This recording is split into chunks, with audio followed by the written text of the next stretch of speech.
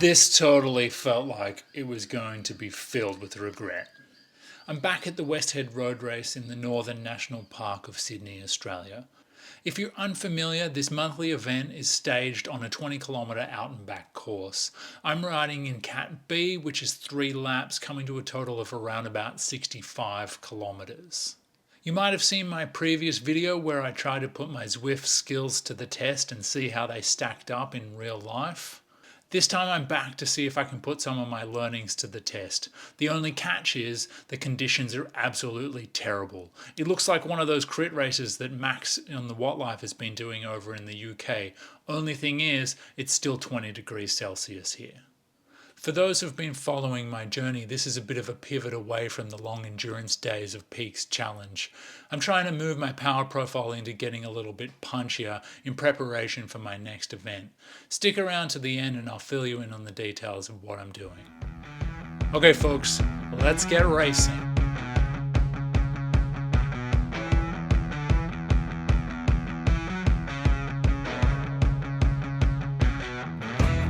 Okay, we're off. I've trimmed the footage down to just the key moments. You can see all the relevant metrics along the bottom. As you can see, conditions were absolutely appalling. The rain was just drizzling up to the start, then as soon as we came out of the gates, it hammered down. You better get used to this sound because you're going to hear it a lot. The turnaround point is normally pretty slow, but it was extra slow today. After last time, my goal was clear. I wanted to be sitting in as much as I possibly could in this race.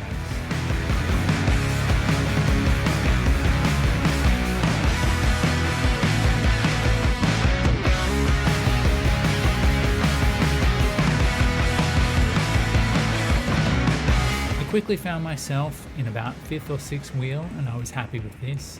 If others were going to filter around me, then that was going to be fine.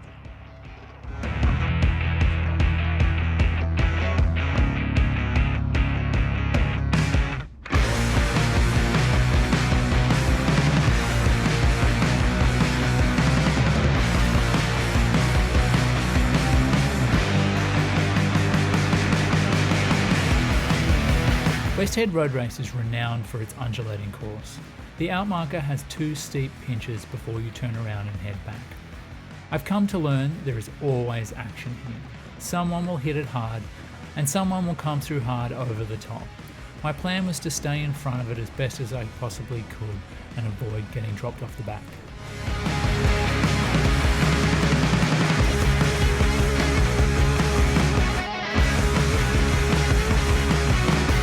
As we started coming back, I was in the front 3. I was trying to read the signals a little bit. The 2 guys I was with kept rolling through pretty quickly. Had we maybe created some separation from the bunch? I was prepared to humour the idea a little, even though it went against my overall strategy. I pretty quickly realised this was not the case, and I needed to find a way to get off the front. It wasn't long until we started to see a little bit of action. Once the bunch is back together after the turning point, there is a lot of opportunities on these pinches to make a move and test everyone's legs. Soon enough another one went, and then another followed, then a few more.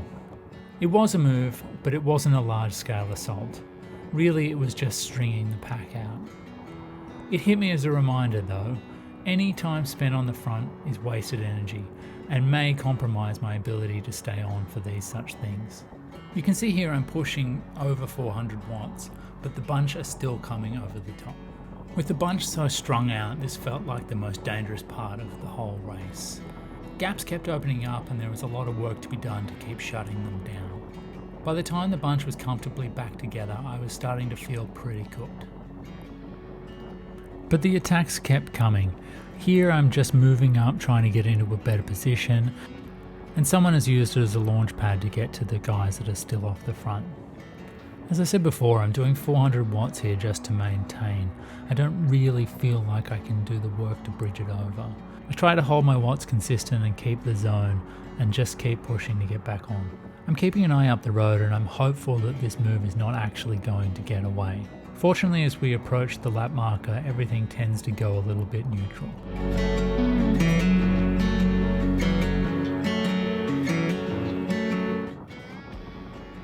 Fortunately, I managed to hold off the attacks, and as we came into the second lap, I was able to reset back into 5th or 6th wheel. It felt like the bunch was starting to ease off a little bit, which gave me a chance to recover.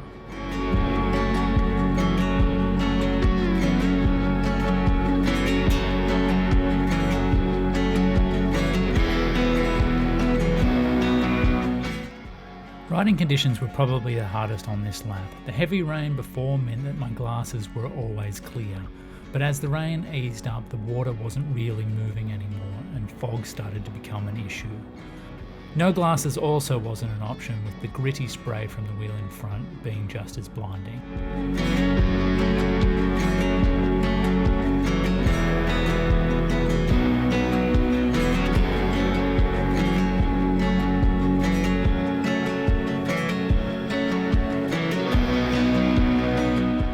For this lap I planned to pick a wheel and settle into a rhythm. I did a lot of in-saddle grinding on lap 1, so I'm prepared to get out of the saddle to pace any moves that might happen.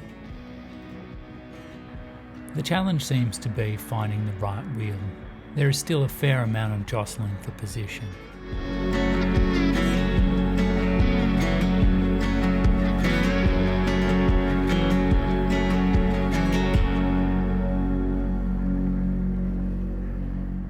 I spent a lot of time this lap a little bit further back in the bunch. I'm not sure this was the right move. It feels much more susceptible to the elastic snapping and there being extra work for bringing it back.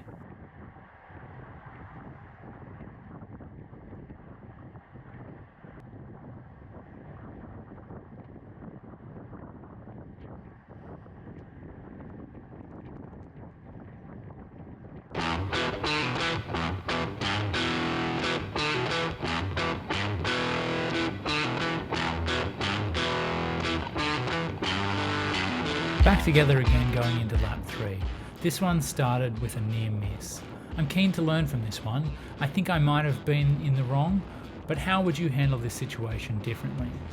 We are approaching the turning point. I have a rider to my left who is already half wheeling. The riders in front slow sooner than expected.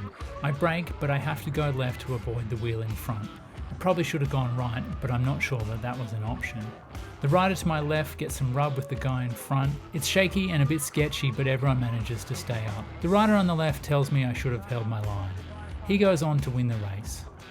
Let me know in the comments what I did wrong and how I should maybe go about it differently next time. Okay, on with the final lap. Plan is similar to the second. Save energy, but remain as dynamic as possible.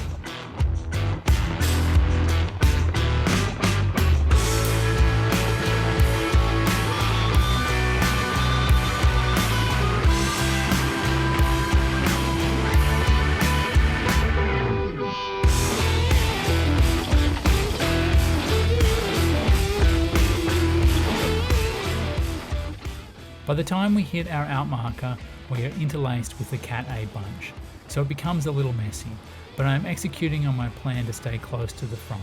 As we tumble back, everybody is fueling up. There's about 15 kilometers to go before the sprint, so everyone is preparing themselves.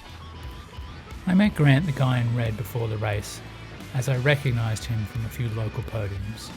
He was my pick to follow into the pointy end of this race. I was going to try and mark each of his moves.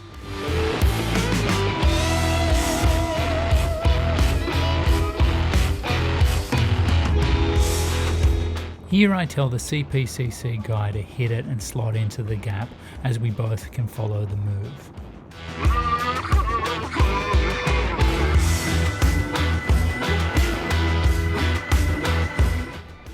It's starting to get tactical with only 5 kilometers to go. Very cat and mouse. But we're starting to see a few flyers go with a mixed response from the bunch. Unfortunately, my GoPro battery is hitting empty as we come into the finish. Typical. The footage is patchy, but I'll talk you through it. I found myself on the front and was desperately trying to get back into a wheel. This was probably my biggest mistake. I think I let too many people go here. But unfortunately, I was feeling a lot like this guy is. I was just hoping the group would come back together at the start banner as it had done in the last 2 laps. Sure enough it did, but I didn't have much kick left. I was towards the back, and a slow turn at the double back was going to force a selection. I round the corner with too much to make up. I recognise James as he comes through. The dude is a beast, so I try and grab his wheel. Not much more I can do but keep the power down and mop up some of the minor places. And that was that. Here is a shot of the winners, and then slightly behind, here I am in tow, around about 7th to 10th. So the most important part is I survived, and so did everybody else. But what can I take away from this? I feel like I did better, but bad habits are hard to break. I really need to get off the front and not use as much energy in the first 2 laps of this race. Although I felt much stronger, it was still a really tough race. It was brought to my attention afterwards that my intensity factor was around about 0.97 for the hour and 45 minutes of the race. This tells me that it's probably time for me to do an FTP test. Post-peak power, it's a thing. Other than that, I'm really keen to hear about the hookup that occurred in this race. How can I go about avoiding this type of thing? Is it as simple as just holding my line and hitting the brakes a little bit harder? Okay, on to the big reveal. I'm going to be doing the Tour of Brisbane in 2 weeks. This is a Grand Fondo event, 120 kilometres, just one major climb, but the exciting bit is it's a UCI Worlds qualifier. This means that the top 25% of each age category gets a ticket to the World UCI Grand Fondo event, which this year is in Australia. It seems like it's going to be a really awesome event. It's going to be run with Amy's Grand Fondo down in Victoria, so I'm really keen to see if I can get one of those tickets. Based on last year, there were around about 250 riders in my age group. I would expect that there will be a couple more this time around just because it's the last qualifier in Australia for the UCI Worlds. So I think like around about top 50 is probably going to be enough. But it's going to be fast, like real fast. When I look at the stats of the guys who finished in 50th last year, they were travelling at an average of about 38 kilometres an hour for the duration of the 110 kilometre course. Okay, final word, peaks. I do want to go back and do one more video in this series where I take a look at the event, at the things that worked, at the things that didn't work.